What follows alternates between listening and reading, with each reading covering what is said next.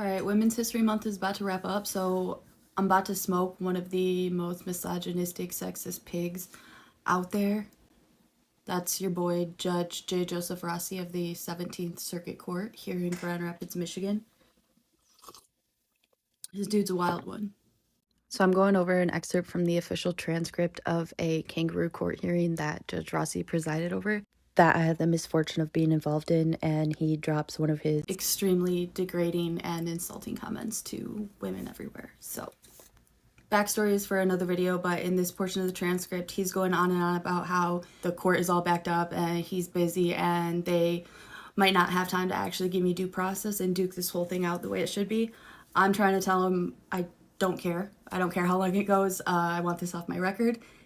And he's going on talking about how this is a civil case, so there will be public record of it no matter what. There's nothing we can do about that. And then he's getting into, well, and additionally, there's record of it that gets sent to law enforcement agencies so that they have the information and it's in their databases. And I'm like, yep, I'm aware.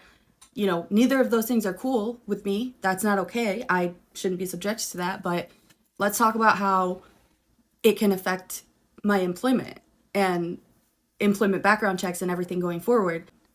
This dude under oath has the nerve to look at me and scoff and say, but you know, I've never heard of one that you have to disclose a protective order to.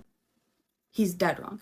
There are so many employment opportunities, jobs that are off limits to somebody who has a restraining order on their background, specifically jobs where you need security clearance, certain military positions, certain law enforcement positions, certain positions within the government, working with vulnerable populations, so like children and elderly, certain licenses or certifications. You know, I could rip off 50. But the biggest slap in the face and the most ironic is that you literally have to disclose PPO's restraining orders in the state bar exam during the character and fitness portion in order to be a lawyer. You have to pass that to be a lawyer. You have to disclose it. Written clear as day on the instructions. Don't know how else to put it. This dude is a lawyer. He's a judge. And that's my career field. So what are you talking about? What are you leaving out there, Joe? Are you leaving out the portion where you don't know of any employment positions that you have to disclose a restraining order to that I would be a prospect in? So I won't be a lawyer? Is that what you think? How do you know? What do you know about me? What do you know about my intellectual ability? What do you know about my career prospects? What do you know about my potential? What do you know about who I am as a person? How can you make that call? Has to be that I'm a woman.